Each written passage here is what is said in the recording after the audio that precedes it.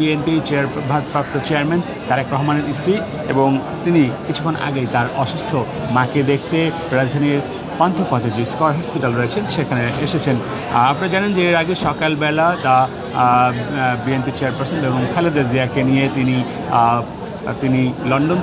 লন্ডনের হিথ্রো বিমানবন্দর থেকে কাতারের আমিরের দেয়া একটি বিশেষ ফ্লাইটে তারা আজকে ঢাকায় অবতরণ করেন সকাল 10:30 নাগাদ, এবং তারপর সেখান থেকে নেতাকর্মীদের মধ্যে যে উচ্ছ্বাস এবং পথে পথে নেতাকর্মীরা তাদের যে স্বাগত জানিয়েছে সেই স্বাগত জানিয়েছে। তারপর তারা চলে যায় যে গুলশানের বাসভবন ফিরোজায় চলে যায়, এবং সেখানে তার শাশুড়ি অর্থাৎ বেগম খালেদা জিয়ার সঙ্গে বেশ খানিকটা সময় কাটিয়ে তার নিজের যিনি গর্ভধারিণী মা রয়েছেন তার অসুস্থ তাকে মূলত দেখতে চলে এসেছেন এই হাসপাতালে। এবং আমরা একটু জানিয়ে রাখি যে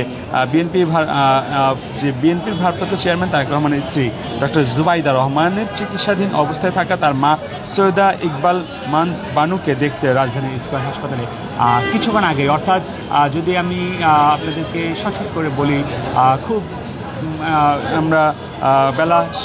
সন্ধ্যা 7টার কিছুক্ষণ পর তিনি এখানে আসেন, এবং পরবর্তীতে তিনি নিজেও যেহেতু একজন চিকিৎসক তিনি তার মায়ের খোঁজ খবর নেন, এবং আমরা এই মুহূর্তে হাসপাতালের বাইরে অপেক্ষা করছি তার বক্তব্য। তিনি ধারণা করা হচ্ছে হয়তো তিনি গণমাধ্যমের সঙ্গে কথা বলবেন। এবং আপনারা জানেন যে তারেক রহমান বিএনপির যে রাজনৈতিক দলটি এবং বিএনপির যে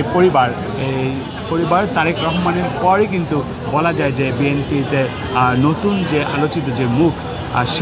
তার মধ্যে কিন্তু একজন ডক্টর জুবাইদা রহমান। এবং আমরা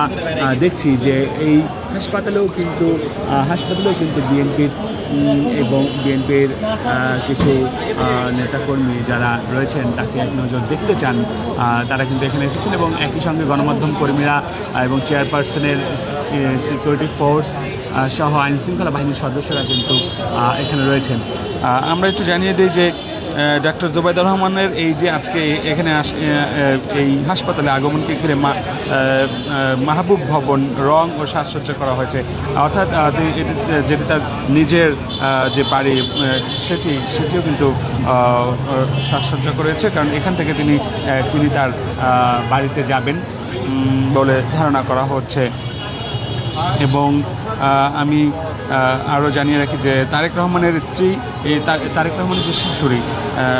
রহমানের শাশুড়ি যিনি ইকবাল মান্দ বানু, তিনি কিন্তু দীর্ঘদিন ধরেই বিভিন্ন নানা রকম অসুস্থতায় ভুগছিলেন, এবং বিগত যে সরকার শুধুমাত্র বিএনপির যে পরিবার সেই পরিবারকে নয়, পাশাপাশি বিএনপির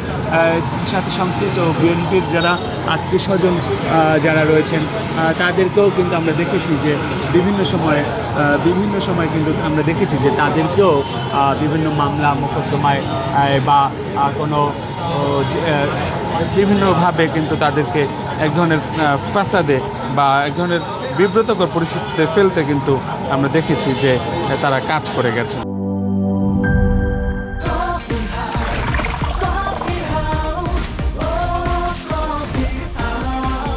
কফি হাউস, প্রতি চুমুকে আড্ডা জমে।